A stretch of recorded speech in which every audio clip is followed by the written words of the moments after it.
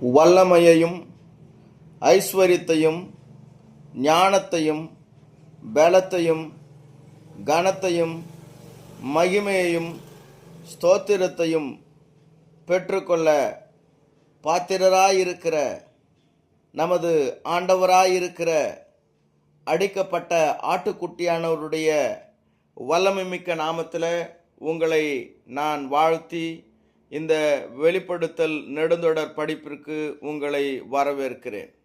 நாம் இன்றைய தினத்தில் வெளிப்படுத்தல் வகுப்பு 18ற்கும் வெளிப்படுத்தின விசேஷம் அதிகாரம் 5 ஆராய்ச்சிக்கும் நாம் கடந்து செல்வோம். புஸ்தக சுருளும் ஆட்டுக்குட்டியும் வெளிப்படுத்தல் 5வது அதிகாரம். யோவானுக்கு பரலோகத்தில் சிங்காசனம் காட்டப்பட்டது. ஒரு கதவு திறக்கப்பட்டதை யோவான் கண்டார். அதன் உள்ளே வருமாறு அவர் அழைக்கப்பட்டார். யோவான் ஆவியில் இருந்தார். கம்பீரமும் அழகும் அமைதியும் நிறைந்த காட்சியை யோவான் கண்டார். சிம்மாசனத்தில் இருந்தவர் ஒரு வஜ்ரக்கல் பதுமராகம் போல் தோன்றினார். மரகதம் போன்ற ஒரு வானவில் சிங்காசனத்தில் சுற்றி இருந்தது. சிம்மாசனத்திலிருந்து மின்னல் முழக்கங்கள் மற்றும் இடிமுழக்கங்கள் வெளிப்பட்டன. யோவான் 7 எரிந்து கொண்டிருக்கும் விளக்குகளை கண்டார். அவை தேவனுடைய 7 ஆவிகள் என்று அவர் கூறினார். யோவான் சிங்காசனத்திற்கு முன் ஒரு கண்ணாடி போன்ற கடலை கண்டார். யோவான் அதை பளிங்கு தோற்றத்துடன் ஒப்பிட்டார். அவர் சிம்மாசனத்தின் நடுவிலும் அதை சுற்றிலும் 4 ஜீவன்களை கண்டார். அந்த 4 ஜீவன்கள் இருந்தவரும் இருப்பவரும் வரப்போகும் சர்வ வல்லமையுள்ள தேவனாகிய கர்த்தர் பரிசுத்தர் பரிசுத்தர் பரிசுத்தர் என்று இரவும் பகலும் ஓய்வில்லாமல் சொல்லிக் கொண்டிருந்தன. என்றென்றும் வாழும் சிங்காசனத்தில் வீற்றிருப்பவருக்கு அந்த 4 ஜீவன்கள் மகிமையையும் கனத்தையும் நன்றியையும் செலுத்தினார்கள் என்று வேதாகமும் கூறுகிறது. 24 மூப்பர்கள் சிங்காசனத்தை சூழ்ந்திருந்தனர். அவர்கள் கிரீடங்களை அணிந்து கொண்டு சிங்காசனங்களில் அமர்ந்தார்கள். 4 ஜீவன்களுக்கும் கடவுளுக்கு துதி செய்தபோது அவர்கள் தங்கள் கிரீடங்களை அவர் முன் வைத்தார்கள். பின்னர் அவர்கள், எங்கள் ஆண்டவரும் எங்கள் தேவனும் மகிமையையும் கனத்தையும் வல்லமையையும் பெறுவதற்கு நீர் தகுதியானவர். ஏனென்றால் நீரே எல்லாவற்றையும் படைத்தீர்கள். உமது விருப்பத்தினாலே அவைகள் உண்டாயின, உருவாக்கப்பட்டன என்றார்கள். யோவானுக்கு இது ஒரு அழகான மற்றும் அற்புதமான காட்சியாக இருந்தது. பின்னர் யோவான் பார்த்தபோது அவரது கவனம் ஒரு புத்தகத்தின் மீது ஈர்க்கப்பட்டது. வெளிப்படுத்தல் 5:1-3. அன்றியும் உள்ளும் புறமும் எழுதப்பட்டு 7 முத்திரைகளால் முத்திரிக்கப்பட்டிருந்த ஒரு புஸ்தகத்தை சிங்காசனத்தின் மேல் வீற்றிருக்கிறவருடைய வலது கரத்திலே கண்டேன். புஸ்தகத்தை திறக்கவும் அதன் முத்திரைகளை உடைக்கவும் பாத்திரவான் யாரென்று மிகுந்த சத்தமிட்டு கூறுகிற பலமுள்ள ஒரு தூதனையும் கண்டேன். வானத்திலாவது பூமியிலாவது பூமியின் கீழாவது ஒருவனும் அந்த புஸ்தகத்தை திறக்கவும் அதை பார்க்கவும் கூடாதிருந்தது. இது வல்லமையின் பற்றாக்குறை அல்ல, ஆனால் ஒரு மாபெரும் தேவதிட்டத்தை இயேசுவானவர் நிறைவேற்றியதனால் அந்த புத்தகத்தை அவர் திறக்க முடிந்தது. வெளிப்படுத்தல் 5:4-5. ஒருவனும் அந்த புஸ்தகத்தை திறந்து வாசிக்கவும் அதை பார்க்கவும் பாத்திரவானாக காணப்படாததினால் நான் மிகவும் அழுதேன். அப்பொழுது மூப்பர்களில் ஒருவன் என்னை நோக்கி, நீ அழ வேண்டாம், இதோ யூதா கோத்திரத்து சிங்கமும் தாவீதின் வேருமானவர் புஸ்தகத்தை திறக்கவும் அதன் 7 முத்திரைகளை உடைக்கவும் ஜெயங்கொண்டிருக்கிறார் என்றான். ஆதியாகமம் 49:9 யாக்கோபு தன் மகன்களை ஆசீர்வதித்த போது யூதாவை சிங்கத்திற்கு ஒப்பிட்டார். சிங்கம் பின்னர் யூதா கோத்திரத்தின் சின்னமாக மாறியது. ஏசாயா 11:10. அக்காலத்திலே ஜனங்களுக்கு கொடியாக நிற்கும் ஈசாயின் வேருக்காக ஜாதிகள் விசாரித்து கேட்பார்கள். அவருடைய ஸ்தாபர ஸ்தலம் மகிமையாயிருக்கும். ரோமர் 15:12. மேலும் ஈசாயின் வேரும் புறஜாதியாரை ஆளும்படிக்கு எழும்புகிறவருமாகிய ஒருவர் தோன்றுவார், அவரிடத்தில் புறஜாதியார் நம்பிக்கை வைப்பார்கள் என்று ஏசாயா சொல்லுகிறார். கிளை.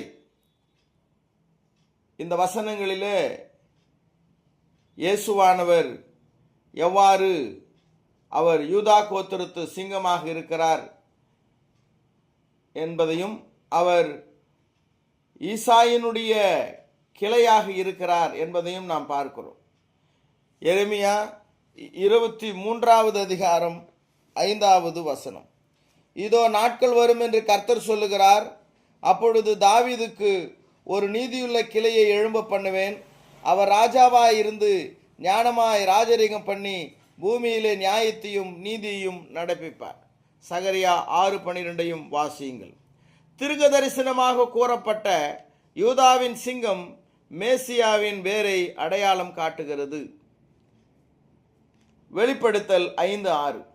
அப்பொழுது இதோ அடிக்கப்பட்ட வண்ணமாயிருக்கிற ஒரு ஆட்டுக்குட்டி சிங்காசனத்திற்கும் 4 ஜீவன்களுக்கும் மூப்பர்களுக்கும் மத்தியிலே நிற்க கண்டேன். அது 7 கொம்புகளையும் 7 கண்களையும் உடையதாயிருந்தது. அந்த கண்கள் பூமி எங்கும் அனுப்பப்படுகிற தேவனுடைய 7 ஆவிகளேயாம்.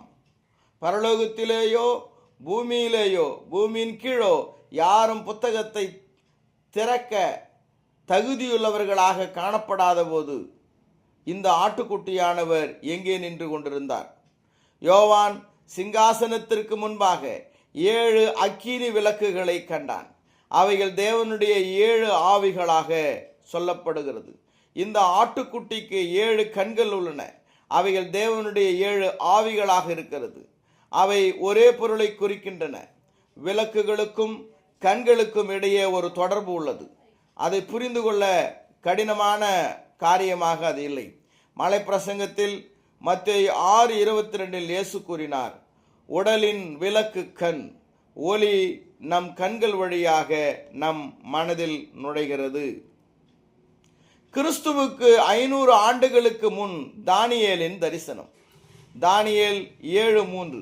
அப்பொழுது வெவ்வேறு ரூபமுள்ள 4 பெரிய மிருகங்கள் சமுத்திரத்திலிருந்து எழும்பின. பின்வரும் தானியேலது விளக்கம். இந்த மிருகங்களை பேரரசுகளுடன் அவர் தொடர்பு படுத்தினார். தானியேல் 7:7. அதற்கு பின்பு ராத்தரிசனங்களில் 4ஆம் மிருகத்தை கண்டேன். அது கெடியும் பயங்கரமும் மகாபலத்ததுமாயிருந்தது. அதற்கு பெரிய இருப்பு பற்கள் இருந்தது. அது நொறுக்கி பட்சித்து மீதியானதை தன் கால்களில் மிதித்து போட்டது. அது தனக்கு முன்னிருந்த எல்லா மிருகங்களை பார்க்கலும் வேற்றுருவமாயிருந்தது. அதற்கு 10 கொம்புகள் இருந்தது, இரும்பு பற்கள். இந்த மிருகம் 4வது பேரரசின் சின்னமாக இருந்தது. அதாவது ரோமாபுரி பேரரசை அது குறிக்கிறது. இது வித்தியாசமான பேரரசு மற்றும் வல்லமை மிக்கது.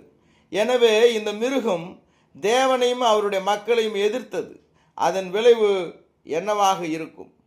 தானியேல் நியாயத்தீர்ப்பு காட்சியை இங்கே காட்சிப்படுத்துகிறார். தானியேல் 7:9-10. அதற்கு பின்பு ராத்தரிசனங்களில் 4ஆம் மிருகத்தை கண்டேன். அது கெடியும் பயங்கரமும் மகாபலத்துதுமாயிருந்தது. அதற்கு பெரிய இருப்பு பற்கள் இருந்தது.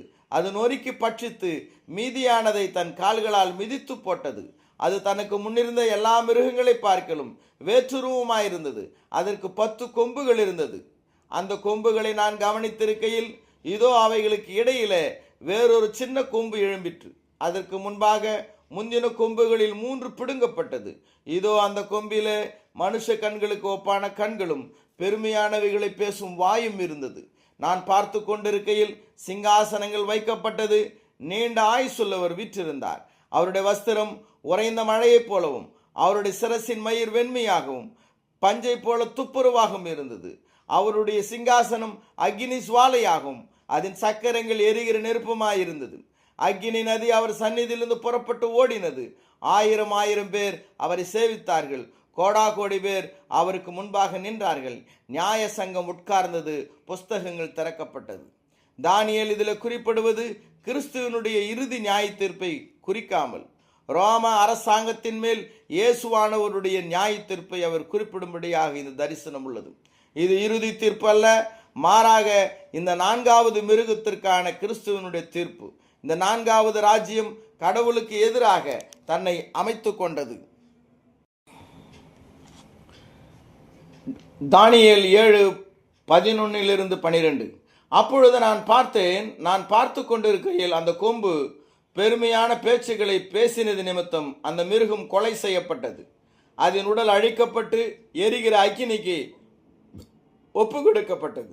மற்ற மிருகங்களுடைய ஆளுகையோ வென்றால் அவைகளை விட்டு நீக்கப்பட்டது. ஆனாலும் அவைகளுக்கு காலமும் சமயம் ஆகும் மட்டும் அவைகள் உயிரோடு இருக்கும்படி கட்டளையிடப்பட்டது. தரிசனம் என்பது நேரடி வரலாறு அல்ல. தீர்க்க தரிசனம் சில உண்மைகளை சுருக்கமாக சுருக்குகிறது. நேரம் அல்லது கால வரிசை போன்ற விஷயங்கள் தானியேல் 7:11 ரோம பேரரசனுடைய விதியாக தெரிகிறது. அது தானியேல் 7:11 சொல்லப்படுகிறது. கரெக்டாக அந்த கால வரிசை படிவது சொல்லப்படாமல் அந்த அரசாங்கத்திற்கு என்ன நடக்கும் என்கிற விஷயங்களை தரிசனம் சுருக்கமாக சொல்லுகிறது. ரோம பேரரசு அதனுடைய விதி அப்படிதான் முடிய போகிறது என்பதை அது காட்டுகிறது. தானியேல் 7:11 ரோமானிய பேரரசின் அழிவையும், தானியேல் 7:13 கிறிஸ்து பரலோகத்திற்கு திரும்புவதையும் அது சொல்லவில்லை. தானியேலில் சொல்லப்படுவது ரோம பேரரசனுடைய அழிவை காட்டுகிறது. ஆனால் இயேசுவானவர் கிறிஸ்து பரலோகத்துக்கு போனதை அங்கே அது குறிப்பிடவில்லை. ஒரு காலவரிசை கிரமம் இல்லாமல் தீர்க்க தரிசனமாக ரோமானிய பேரரசு மற்றும் கிறிஸ்துவின் திட்டம் பரலோகத்தில் வெற்றி பெறுவதை நாம் காணுகிறோம். அதாவது தானியேல் தீர்க்க தரிசனத்தில் சொல்லப்படுவதுன்னா அந்த மிருகம் பெருமையானது பேசினது, அதனால் இயேசுவானவர் அது மேலே நியாய தீர்ப்பு செய்கிறார் என்கிற ஒரு காரியம். இயேசுவானவருடைய நியாய தீர்ப்பையும் அந்த அரசாங்கத்தின் மேல் வந்த முடிவையும் சொல்லுகிறது. ஆனால் அது வரிசை கிரமமாக இயேசுவானவர் உயிரோடு எழுந்து பரலோகத்திற்கு போய் பிற்பாடு அதன் மேல் நியாய தீர்ப்பு கொடுப்பதை பற்றி அது காலவரிசை கிரமமாக சொல்லவில்லை என்பதை பார்க்கிறோம். ஆக தீர்க்க தரிசனம் என்பது நேரடி வரலாறு அல்ல, அது நடக்கப் போகிற காரியங்களை அது சுருக்கமாக சொல்லுகிறது. சங்கீதம் 2வது சங்கீதத்தில் கிறிஸ்து மற்றும் அவர் ராஜ்யத்தை பற்றி தீர்க்க தரிசனமாக சொல்லுகிறது. ஆனால் சங்கீதம் 2:6 நான் என்னுடைய பரிசுத்த பர்வதமாகிய சியோன் மீதில் என்னுடைய ராஜாவை அபிஷேகம் பண்ணி வைத்தேன் என்று சொல்லப்படுகிறது. அது கிறிஸ்து மற்றும் அவருடைய ராஜ்யம் உருவாகின்ற காரியங்களை சொல்வதற்கு முன்பதாகவே நான் என்னுடைய ராஜாவை பரிசுத்த பர்வதமாகிய சியோன் மீதிலே நான் அபிஷேகம் பண்ணி வைத்தேன் என்று சொல்லுகிறது. ஆக தீர்க்க தரிசனங்கள் நேரடி வரலாறு அல்ல, அது நடக்கப் போகின்றவற்றை சுருக்கமாக சொல்லுகிறது என்பதை நாம் புரிந்து கொள்ள வேண்டும். அடுத்த வசனங்களில் தானியேல் தன் தரிசனங்களில் என்ன கண்டார் என்பதை இப்பொழுது கவனியுங்கள். தானியேல் 7:13-14 ராத்தரிசனங்களிலே நான் பார்த்து கொண்டிருக்கையில் இதோ மனுஷகுமாரனுடைய சாயலான ஒருவர் வானத்து மேகங்களுடனே வந்தார். அவர் நீண்ட ஆயுசுள்ளவர் இடம் மட்டும் அவர் சமீபத்தில் கொண்டு வரப்பட்டார். நீண்ட ஆயுசுள்ளவர் என்பது பிதாவாகிய தேவனை குறிக்கிறது. மனுஷகுமாரனுடைய சாயலான ஒருவர் என்பது இயேசு கிறிஸ்துவை குறிக்கிறது. சகல ஜனங்களும் ஜாதியாரும் பாஷைக்காரரும் அவரை சேவிக்கும்படி அவருக்கு கர்த்தத்துவமும் மகிமையும் ராஜரீகமும் கொடுக்கப்பட்டது. அவருடைய கர்த்தத்துவம் நீங்காத நித்திய கர்த்தத்துவம், அவருடைய ராஜ்யம் அழியாததுமாயிருக்கும். இந்த கர்த்தத்துவம் மனுஷகுமாரனுடைய சாயலுக்கு ஒப்பானவருக்கு கொடுக்கப்பட்டதான இந்த கர்த்தத்துவம் ராஜரீகம் போன்ற காரியங்கள் அது கிறிஸ்துவனுடைய ராஜ்யத்தையும் கிறிஸ்துவுக்கு பரலோகத்திலும் பூலோகத்திலும் உண்டான அதிகாரத்தையும் சொல்லுகின்ற வசனங்களாக அவைகள் இருக்கிறது. இங்கே சொல்லப்படுகிறவர் மனுஷகுமாரனுக்கு ஒப்பானவராக இருக்கிறார். அந்த மனுஷகுமாரனுக்கு ஒப்பானவர் பூர்வ நாட்களுக்கு முன் வருகிறார். அந்த பூர்வ நாட்களில் அவருக்கு இந்த நித்திய ஆதிக்கம் மகிமை மற்றும் ராஜ்யத்தை தேவன் வழங்கினார். இதுவே இயேசு கிறிஸ்து அப்போஸ்தலர் 1க்கு திரும்பும்போது இதை மனதில் வைத்துக்கொள்ளும். அந்த கால வரிசை கிரமத்தின்படி முதலில் அப்போஸ்தலர் 1, பிறகு தானியேல் 7, பிறகு வெளிப்படுத்தல் 5 என்று நாம் அதை வரிசைப்படுத்தி பார்க்க வேண்டும். அந்த விஷயங்களை இயேசு பூமியில் அவருடைய வேலையின் முடிவில் அவருடைய அப்போஸ்தலருக்கு காட்சியளித்தார். லூக்கா இவ்விதமாக எழுதியிருக்கிறார். அவர் பாடுபட்ட பின்பு 40 நாள் அளவும் அப்போஸ்தலருக்கு தரிசனமாகி தேவனுடைய ராஜ்யத்திற்குரியவர்களை அவர்களுடனே பேசி அநேகம் தெளிவான திருஷ்டாந்தங்களினாலே அவர்களுக்கு தம்மை உயிரோடு இருக்கிறவராக காண்பித்தார். அப்போஸ்தலர் 1:3. அவர்கள் ஒலிவமையில் கூடினார்கள். ராஜ்யம் மற்றும் அதன் சீரமைப்பு பற்றி அவர்கள் இயேசுவிடம் கேட்கிறார்கள். அப்போஸ்தலர் 1:6-8. அவர்கள் கூடி வந்து, ஆண்டவரே, இக்காலத்திலா இஸ்ரவேலுக்கு ராஜ்யத்தை திரும்ப கொடுக்கிறீர் என்று கேட்டார்கள். மேலும் அவர் அவர்களிடம் தந்தை தம்முடைய அதிகாரத்திற்குள்ளேயே ஏற்படுத்தியிருக்கிற காலங்களையும் சமயங்களையும் அறிவது உங்களுக்கு அடுத்ததல்ல, உங்களுக்கான விஷயம் அல்ல. பரிசுத்த ஆவியானவர் உங்கள் மேல் வரும்போது நீங்கள் பலனடைவீர்கள். நீங்கள் எருசலேமிலும் யூதேயா முழுவதிலும் சமரியாவிலும் பூமியின் கடைசி பரியந்தம் எனக்கு சாட்சிகளாய் இருப்பீர்கள். நீங்கள் போய் காத்திருங்கள் என்று இயேசுவானவர்களுக்கு கூறினார். அதனுடன் அவர்கள் பார்வையிலிருந்து எடுபடத் தொடங்கினார். அவர் அவர்களின் பார்வையிலிருந்து அற்புதமாக மறையும் காட்சியை கற்பனை செய்து பாருங்கள். அப்போஸ்தலர் 1:9. அவர் இவற்றை சொன்னபோது அவர்கள் பார்த்து கொண்டிருக்கையில் அவர் எடுத்துக்கொள்ளப்பட்டார். ஒரு மேகம் அவர்கள் பார்வையிலிருந்து அவரை ஏற்றுக்கொண்டது. தானியேல் 7:14. அவருக்கு நித்திய ஆட்சியும் மகிமையும் ராஜ்யமும் கொடுக்கப்பட்டிருக்கிறது. அதாவது தானியேல் 7 சொல்லப்படுகின்றதான ஒரு காரியம், இயேசுவானவர் ரோம அரசாங்கத்தின் மீது அவர் தீர்ப்பு செய்தார் என்று சொல்லப்படுகிறது.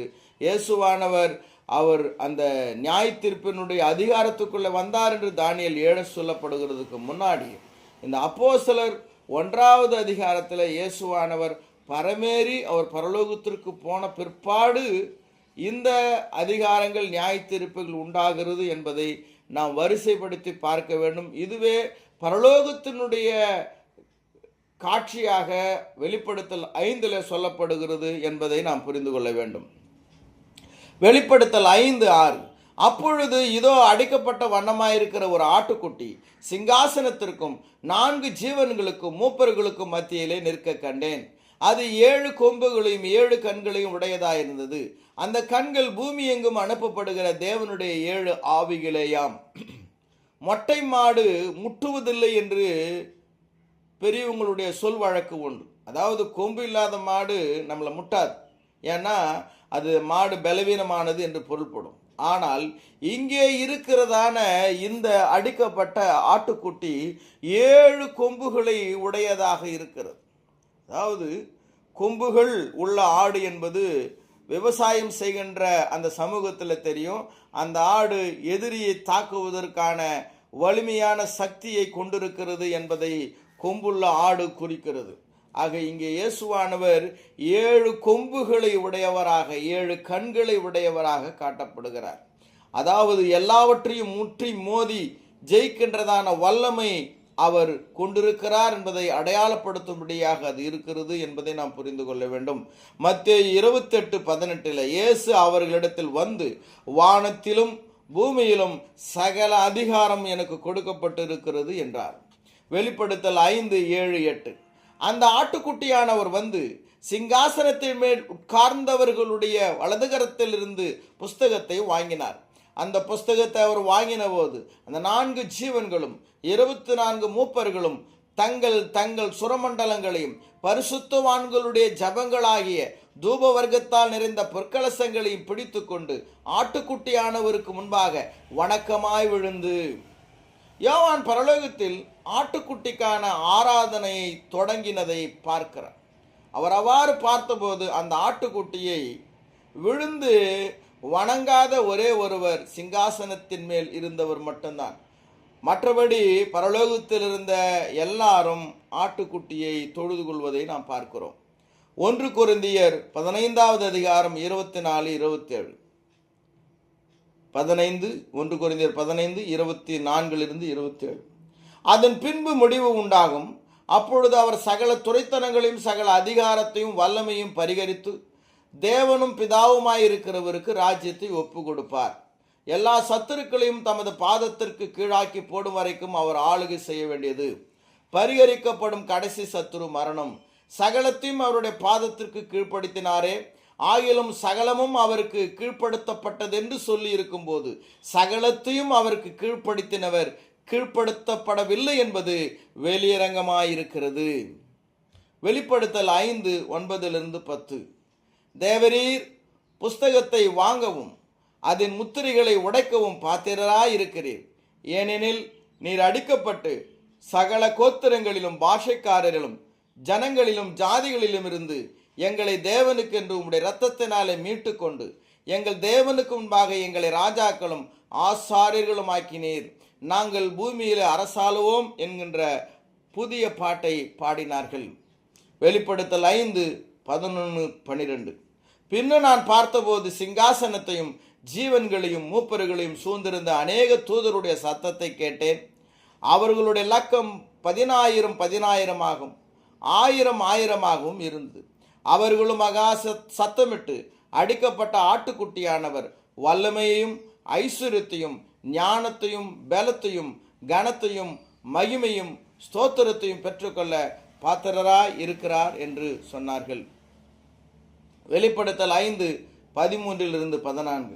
அப்பொழுது வானத்திலும் பூமியிலும் பூமியின் கீழ் இருக்கிற சிருஷ்டிகள் யாவும் சமுத்திரத்தில் உள்ளவைகளும் அவற்றுள் அடங்கிய வஸ்துக்கள் யாவும் சிங்காசனத்தின் மேல் வீற்றிருக்கிறவருக்கும் ஆட்டுக்குட்டியானவருக்கும் ஸ்தோத்திரமும் கனமும் மகிமையும் வல்லமையும் சதா காலங்களிலும் உண்டாவதாக என்று சொல்ல கேட்டேன்.